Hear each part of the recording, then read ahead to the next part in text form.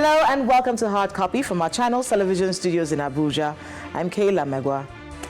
The state of our polity and the roller coaster we the people ride every day is our focus tonight on Hard Copy. With every twist and turn, horseshoe, double drop, tunnel, hammerhead turn, cobra roll, top hat and wave turn, the very dizzy Nigerian still hopes for the best. Hopes the sun will come out tomorrow. Our leaders love that word, tomorrow, tomorrow. Hold on till tomorrow. The answer to our demands for accountability is always a day away.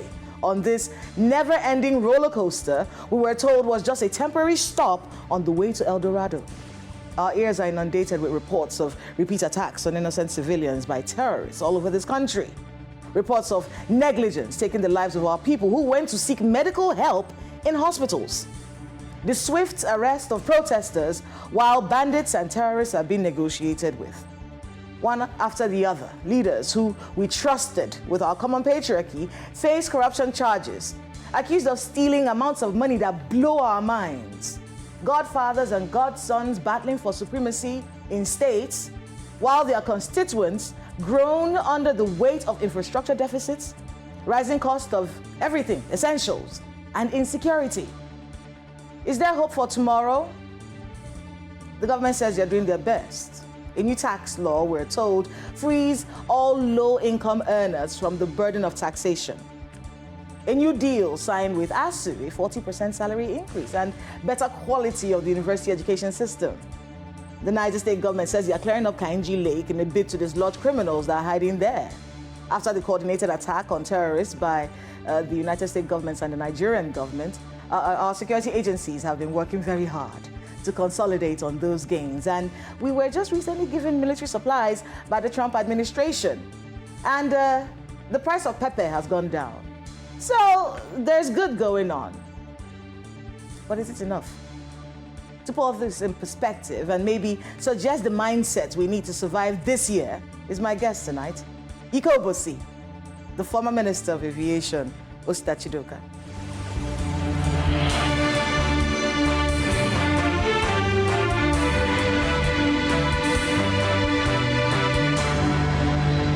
Mr. Osita Chidoka, welcome again to Hard Copy. Thank you. Athena Center. What does it do? It's based on the name, Athena. It just tells me it's about knowledge and wisdom. What does it do, and how does it transform people in any way? Athena Center is a think tank based here in Abuja, and our job basically is to carry out research, take on the research that is existing and turn them into policy briefs, make it usable for government. The government is not going to read thousands of annotated and reference documents. But we then bring it out. Every week we publish the perspective, which tells people these are the issues. These are the global examples or lessons learned from previous efforts, and this is how we can take it forward. So every week we publish the Athena perspective. Every month we publish the Athena Pulse. We take on an issue and go into a longer analysis of it. And then every quarter we publish the governance insight. So our last year, one of our governance insights was on the transparency of Nigerian universities and how they are totally opaque and do not have information on their website compared to their colleagues around the world. In Kenya, in South Africa, in the US, universities are quite transparent. You see how much they spend, you see where they got the money from and where the money is going. So we made that revelation, and the Minister of Education, who is an amazing fellow, just quickly latched on it and directed all universities to publish their financials on their website, including number of students and how the money is being spent. So today, we have a transparency portal in the Ministry of Education that tells you what universities are receiving, their IGR, their research funds, and we're hoping to deepen that. This year, we're going to do a review of what the universities have published and see whether it meets global benchmarks. But that's, tell you in a nutshell, what Athena Center does. We translate research to policy. Translating research to policy. And as you're Chancellor, not you're the Chancellor of the Athena Center. You walked away from politics, first of all, said you were going to focus on the Athena Center. Correct. Are you going to go back to politics at all? Someday, yes, someday. But I like what I'm doing now, being able to use my experience, my cognitive abilities developed over years of work in both private sector and government and bringing that capability to government today. Hopefully, I will find younger people that will take this on as I move on. But the key word is that I think Nigeria is under-researched in terms of policy. People, when you get into government, what happens is that you start treating files from the day you arrive. You start being inundated with crisis, with issues you are solving. So there's really no time to pull back and look. Until we presented the Minister of Education with that information about the universities, I'm not sure he will have had time to go back and be looking at our universities like other universities in the world. So that's why in most mature democracies, think tanks are a major part of the ecosystem because they are the ones doing the hard lifting, doing the work, and converting it to easy options, how you can then turn this into policy. There's something I want to remind you of, and I don't know if you remember this. Many years ago, when you were Minister of Aviation, yes, you were listening to a radio station. I'm assuming you were listening to a radio station in your car or something, and some people had complained about people selling groundnuts in a place that's supposed to be a security cordoned off area. Yes. And I remember that you called the radio station and said you wanted the details of that. Yes. And then you got somebody fired immediately. Do you remember that? I remember that. I happened to be the radio host on that program that day. I didn't remember it was you. It was me. Oh, yes. And I was in the car and I heard it and I said, you mentioned the phone number. So I called in and I said, I think one of the things we need to do about leadership in Nigeria is that we need to demystify it. Exactly, because it does feel like hands-on leadership is something that many Nigerians do not get. Correct. What we hear are statements, we see, oh, we're doing this, we're doing that, but that hands-on, and that's why I don't think many government officials realize that's what draws Nigerians to particular people in government. Take Mr. Tunji Ojo, for instance. Yes. He pays surprise visits to places and calls them out when they are doing poorly. And my experience with you when you were Minister of Aviation, firing somebody for not doing their job and making it look like, look, I am on top of this matter. Why do you think many people in government stay very aloof? Because the conversation around many people who were appointed by the Tinubu administration, being people that we don't even know, many of them have never spoken to the media. We don't know if they exist or not. We just know that there's a ministry and somehow somebody runs this place. We're not seeing the benefits of this place, but the person is there. Why do you think they do that? Because it is rewarded in Nigeria. Silence is rewarded. Mediocre behavior is rewarded. Fake loyalty is rewarded. So when people look at all the people that chose the governors that will succeed them. They're usually people that are nondescript. They're usually the ones that did not talk in cabinet. They're usually the ones that have never made a press statement. And so when people say to me that governors are decamping to the APC, I say yes, because the governors that chose them, chose the characters that have never had an experience with any national politics. So what they know is say yes to the boss. They were good at saying yes to the bosses who made them governors. So now they are good at saying yes to the new boss in town who happens to be the president. So what you see in the decimation of our democracy is the fact that there is a certain thing that says you talk too much. You too do. You are always analyzing. The thing is just keep quiet and just be doing your thing. So the leaders tend to reward those who are compliant, who are quiet. So anybody you appoint to public position now who is a survivor, their first instinct is to behave like those who have succeeded. So you see that from 1999, the quality of our governance, the people choosing their successors have consistently declined. Why do you think many governors are negotiating with bandits and terrorists? It seems like a very strange idea. And when you listen to some of these governors speak about it, it's like, listen, let's find a way. We cannot continue let's find it. There has to be some way. But for other people who are looking at the situation, it feels like you're kicking the can down the road because you will finish your own negotiations, leave government, another governor will come in and be stuck with the mess that you've created. What's going on in your view? State capacity. Inability to fight terrorism? State capacity. Once there's a gradual decline in state capacity, when the state does not have monopoly of violence, and when the state does not have the capability to prosecute wars within its own territory, leaders down the line, like I said, the people that have been brought to power are people who have been rewarded for their compliance to the people that were in power. So if you are the one that argued with the governor, of course, you know you are going nowhere. If you are the one that spoke out when issues go wrong, of course, you know you are going nowhere. You will be rewarded for compliance. So now they are also compliant to criminals. They can't fight because what constitutes governance in its sense is the ability to have the capacity to enforce your will on the others, and if they resist, to impose sanctions. Since we're talking security, what did you make of Trump's intervention? People are calling it our Christmas gift, but it's a very interesting dynamic that we're dealing with here when it comes to President Donald Trump.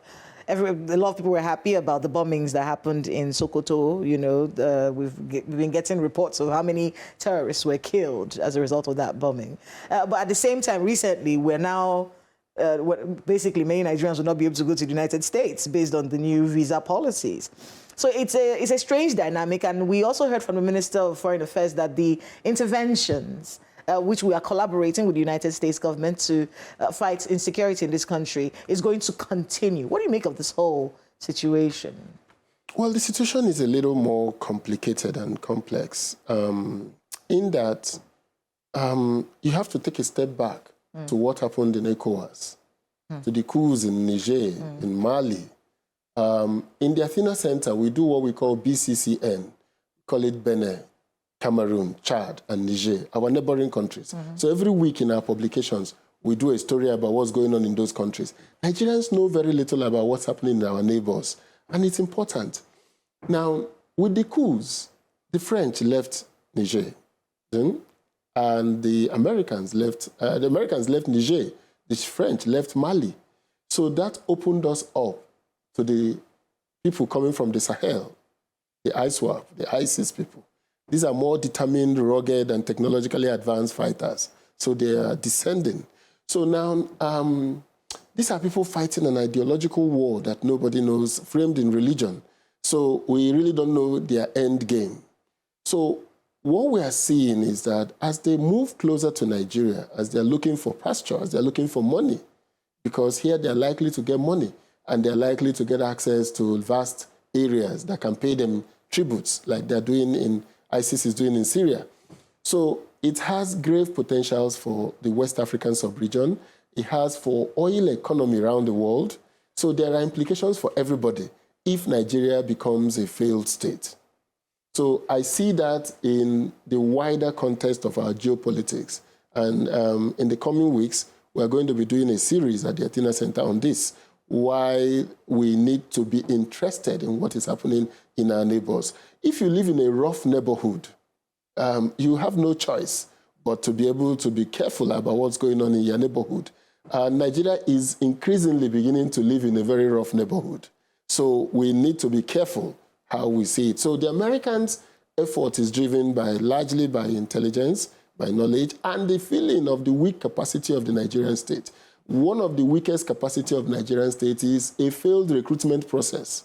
We are recruiting people. We are thinking that when people say to me, Osita, help us put my cousin in FRSC, help us put my cousin in the police, we are thinking we are doing them a favor. What we didn't know over these years is that we have brought in people who were not interested in policing, who thought that their job here was to collect money. So increasingly, the people that entered the police force in 1990 are now retiring. The people that entered in 1990 are now retiring. So we are seeing the 2,000 children, the 2,000 people are now the leaders in the police force. Those who entered in 1997, 98, 2000, they are now major generals. They are now, 88 set in the Defense Academy are now generals. So now those who are in the police, so from 2000 to now is 26 years. So in the next 10 years, they will be retiring. So we're increasingly seeing a generation that did not have knowledge of how a proper security agency functions. That's why I think that we need to rethink our recruitment process, and then we need to create special forces to fight our forest. And we are having a forest problem in Nigeria. Our forests are now being used by criminals to attack us. So we have a forest problem. The same way the Colombians had a drug problem with the FARC rebels, who were deep inside the forest. So they formed a force that can fight in the forest. So we need a forest force to dislodge them across the forest. The government said they are saying right forest rangers. Yes. But I'm saying that this one will be a force of 500 to 1,000 people. So small, special. Compact, special, with helicopters, with all the facilities to go in, dislodge people, intelligence, fire at the people inside the forest, and make all our forests free. So when we create that type of force, then we will be signaling to the world our seriousness. We may not see a direct American intervention in Nigeria, but they will now be going through these are forces that they have helped train. We've trained them with Navy SEALs people, with the SAS of the UK, and they know that we have capability. So their help will now come through our capabilities. What they are doing now is to say, we don't trust you guys. We don't really believe you can do anything. So we need to reverse that. While we welcome their intervention in helping us restore order in the West African coastline. Let's go on a short break. When we come back, we'll be talking about security again, but we'll also talk about the new tax law, because you just wrote a very long explanation for a lot of people who don't quite understand how it works. And of course, get your take on some of the national issues that we're dealing with. So please, stay with us on Hard Copy. We'll be right back. Welcome back to Hard Copy, right here on Channels Television. If you just tuned in, you've missed quite a bit. We are here with Mr. Osita Chidoka, who was former Minister of Aviation, but now he's a Chancellor of the Athena Center. Thank you so much. You're welcome. You wrote an article recently on the new tax law. Many people are trying to still understand how it works, but there are some notions out there, and you were trying to debunk one of them. And I remember the headline of that write-up. You said, taxes don't follow individuals or tribes. They follow the state. Could you explain that to the people? So actually it was a response to a Facebook post by somebody who said that Igbos contribute, to the VAT taxes in the country. It's actually about VAT. She used VAT as a proxy to check economic activity. Yes. And then pointed out that the Southeast states contribute far less. It's at the bottom of the VAT collection, while the Southwest is number one, made so by Lagos. So if you remove Lagos, Rivers, and it's South. So anyway, I then pointed out that VAT is a consumption tax and is state-based. So what happens is that the Southwest, and if you include Lagos, it gives you a distorted figure, because the Lagos tax is fueled by the headquarters of all the offices in Nigeria, who, when people pay VAT in any location in Nigeria, is accounted to the headquarters of, say, the banks, of the oil companies or whatever. And then also there is custom in Lagos collecting VAT on all their transactions. And then there is MPA, NIMASA, all the government agencies. So if you control for that by removing the Lagos from the Southwest, and if you control for Rivers, where the oil and gas industry is driving, and Abuja, where government is the biggest payer of the taxes, what then happens is that you see that what is of the 5-point-something trillion that we collected in VAT, if you remove Lagos, Rivers, and Abuja, 75% of that is gone. So we're left with 25%, which is 1-point-something trillion. Meaning, for me, what it shows is that the Nigerian economy is weak. That across the 6 zones of the country, minus 3 states, we are collecting less than 2 trillion in VAT taxes. So I said, this shows the weakness of the Nigerian economy, and that we need to stop using round figures to drive it. We need to look at the states populating Nigeria and what they are contributing. So if, for instance, the Southwest contributed about 2-point-something trillion to VAT, if you remove Lagos, it falls to 300-and-something billion. That's about 1-point-something trillion. If you remove Rivers, the South-South drops. Yeah. If you remove Abuja, the North-Central collapses. So all the figures now become a little more even. With the Southeast still at the bottom of that table, but it shows that our states need to now make their states hospitable for companies to reside. Now, the new tax law has kind of fixed a few things. It has said the VAT will now be taken at the point of consumption, not at the headquarters. Yes. So that's resolved. But it also changes the allocation formula. 60% is now for derivation, for where the tax is generated from, and then 20% for population, 20% for quality of state. In the old system, it was 50% for equality. And so that meant that despite the Southeast contributing 101 billion, they got 300-and-something billion in taxes, in the VAT share. So now states are going to be motivated to now produce. With security agencies, in truth, ramping up efforts, and we just celebrated Armed Forces Remembrance Day, they have been ramping up efforts to clear our forests and places that are plagued by bandits and terrorists. Do you think it's enough? Do you think it's going to give us the result that we need, a safe country? We need to keep trying everything we can. Is it even possible? Yeah, we need to keep trying. We can't fold our hands and wait for that one moment. So we need to try everything we can. We're in a very complex and difficult situation. So I think it's a step in the right direction for everybody to come together and try what needs to be tried. But beyond security, beyond the effort at stamping out criminals, is a far more fundamental question about loyalty to the Nigerian state, about belief in the Nigerian state. On whose part? On Nigerians, and on the part of government in engendering that loyalty to the Nigerian state. I think it sends wrong signals to Nigerians. If every time we have a president, he has to appoint a chief of army staff from his own ethnic group, he has to appoint a chief of police from his own ethnic group, a DG SSS from his own ethnic group, NIA from his own ethnic group. President Buhari did that, and President Tinubu is doing that. What it does is that it sends wrong signals to the 85% of the officer corps of the soldiers. A group of officers have graduated from a course, where course 10.